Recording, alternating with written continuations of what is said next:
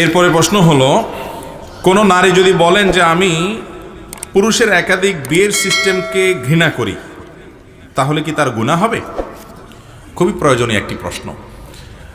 আমাদের এই সমাজে অনেক অবৈধ এবং হারাম কাজ, অন্যায় কাজ, পাপের কাজ, জঘন্য খারাপ কাজকে মানুষ খারাপ মনে করে না। আবার অনেক ভালো কাজ, সওয়াবের কাজ বা বৈধ কাজ, যেটা জায়েজ কোরআন হাদিসের আলোকে, সেটাকে মানুষ দোষের মনে করে।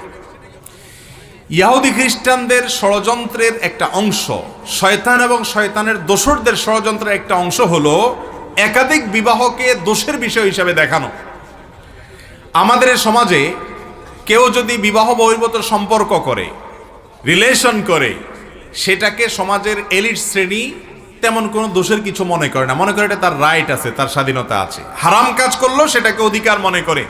আর একজন মানুষ কোরআন এবং হাদিসের দেওয়া অনুমোদন উপলক্ষে বা সেটার উপরে ভিত্তি করে সে যদি দ্বিতীয় বিয়ে করে, আগে তার একটা স্ত্রী আছে, আরেকটা বিয়ে করে, তাহলে মনে করে লোকটা কত খারাপ। চিন্তা করে, কোন মসজিদের ইমাম সাহেব বা কোনো হুজুর সাহেব বেচারার যদি দ্বিতীয় বিয়ে করে, তাহলে সেটাকেও সমাজের একটা বড় অংশের মানুষ মনে করে যে দেখছো, এই হুজুরটারও ভালো মনে করছিলাম, সেও শেষ পর্যন্ত দ্বিতীয় বিয়ে করলো।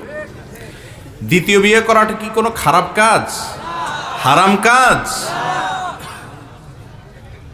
বউ একটা আছে, এরপরে আকাম করতেছেন ফেসবুকে ইটিশ পিটিশন মেয়েদের সাথে, এটারে খারাপ মনে করতেছেন না, কিন্তু আরেকজন দ্বিতীয় বিয়ে করছে, এটারে কি মনে করতেছেন? মনে রাখবেন, দ্বিতীয় বিয়ে করা এটা কোনো দোষের না। আমাদের সমাজের একটা বড় অংশ টোকাই, রংবাজ এবং সাধারণ কিছু মানুষ, যাদের মধ্যে আল্লাহ রাসূলের ভয়, আল্লাহর ভয় নাই, কোরআন হাদিসের প্রতি মানার কোনো গুরুত্ব নাই, এরা দেখা যায় দুইটা তিনটা বিয়ে করে এক এক জায়গায় ফেলে রেখে চলে যায়, অমানুষের মতো আচরণ করে। তাদের কারণে আপনি একাধিক বিয়েকে খারাপ বলতে পারেন না। আল্লাহ রাব্বুল আলামিন যেটা আপনার জন্য অনুমোদন রেখেছেন, কোরআন যেটাকে জায়েজ বলেছে, ওইটাকে যদি খারাপ মনে করেন, তাহলে আপনার ঈমান নিয়ে টানাটানি দেখা দিবে। কোনো বোন, কোনো মেয়ে, অনেক মহিলারা এরকম আছেন, বল ইসলামের সব মানে, কিন্তু যেহেতু দ্বিতীয় বিয়ে জায়েজ হলে তার স্বামী আবার দ্বিতীয় বিয়ে করতে পারে, এই জন্য তিনি দ্বিতীয় বিয়েকে অপছন্দ করেন। আমার বোন, এটার কারণে ঈমান হারা হয়ে যাওয়ার আশঙ্কা আছে। এটা হলো আল্লাহর বিরুদ্ধে বিদ্রোহ করা। আল্লাহ বলেছেন, ফানকাহু মা তাবা লাকুম মিনান নিসাই মাসনা ওয়া সুলাস ওয়া রুবা, তোমরা পুরুষরা মেয়েদেরকে বিয়ে করো 2, 3 বা 4, একাধিক করলে যদি তোমরা ইনসাফ করতে বা সমতা বজায় রাখতে অক্ষম হও বা অপারগ হও, ভয় থাকে যে সমতা বজায় রাখতে পারবে কিনা, তাহলে একটা করবে। এই আয়াত থেকে পরিষ্কারভাবে বোঝা যায় আল্লাহর রাব্বুল আলামিন থেকে এটা অনুমোদন পাওয়া গেছে। এরপরও যদি কোনো নারী সেটাকে অপছন্দ করে, তাহলে ঈমান থাকবে না। বোন আমার, আপনি সতীন অপছন্দ করছেন, সতীন আশাটাকে ভালো লাগছে না আপনার কাছে, এটা দোষণীয় না, সেটা আরেক জিনিস, কিন্তু আল্লাহর বিধানকে আপনি দোষণীয় মনে করবেন না। আপনি মনে রাখবেন আপনার অপছন্দের, যে হ্যাঁ আমার স্বামী আরেক বিয়ে করার রাইট আছে, শরীয়ত দিয়েছে, এটা আবার কেমন কথা। আপনি যেটাকে যুক্তিসঙ্গত বুঝতে পারছেন না বা যেটার যৌক্তিকতা আপনার বুঝতে অসুবিধা হচ্ছে, আল্লাহ তাআলা সেটাকে অবশ্যই যৌক্তিক রেখেছেন। আল্লাহ কোনো অযৌক্তিক কাজের নির্দেশ করতে পারেন না। বিধায় আপনার আমার বুঝে আসুক আর না আসুক, আল্লাহর বিধানের শামিল ঈমান চলে যাওয়ার মতো বিষয়। আল্লাহ তাআলা আমাদের সবাইকে কোরআন এবং হাদিসের সমস্ত নির্দেশগুলো মেনে চলার তৌফিক দান করুন। পায়ের সমস্যার জন্য যারা বসে সিজদা দিতে পারে না, তাদের চেয়ারে নামাজ পড়ার নিয়মটা কি? যারা বসে সিজদা দিতে পারেন না কিন্তু দাঁড়াইতে পারেন আর বসতে পারেন, তারা দাঁড়িয়ে নামাজ শুরু করবেন এবং চেয়ারে বসে রুকু করে সিজদাটা দিবেন, যদি সিজদা করতে না পারেন নরমালি। আর যদি নরমালি সিজদা করতে পারেন তাহলে সিজদা দিবেন নরমালি, এরপরে রুকুটা দিবেন নরমালি। সিজদাটা দিতে অসুবিধা হলে বা বৈঠক সিজদা থেকে উঠা বসা করতে অসুবিধা হলে চেয়ারে বসে ইশারায় তিনি একটু মাথা ঝুঁকায় সিজদার নিয়তে আল্লাহু আকবার বলে মাথা ঝুঁকায় সুবহান রাব্বিল আলা পড়বেন, এরপরে আবার আল্লাহু আকবার বলে উঠে বসবেন বসার নিয়তে।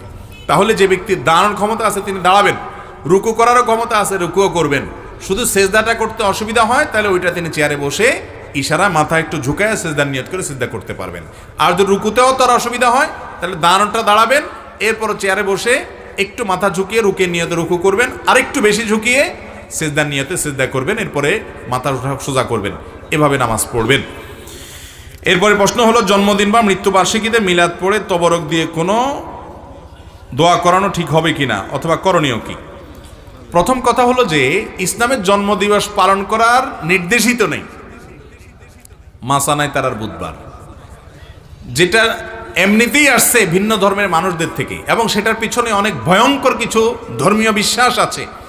সেই জিনিসটা আবার পালন করার জন্য আপনি দোয়া করবেন, হুজুর আনবেন, তো এগুলোর জন্য আপনি হুজুর আনবেন, ভাড়া করবেন, আমসালা দুইটাই যাবে, সওয়াব তো হবেই না, বরং আলটা কি হবে, গুনাহ হতে পারে।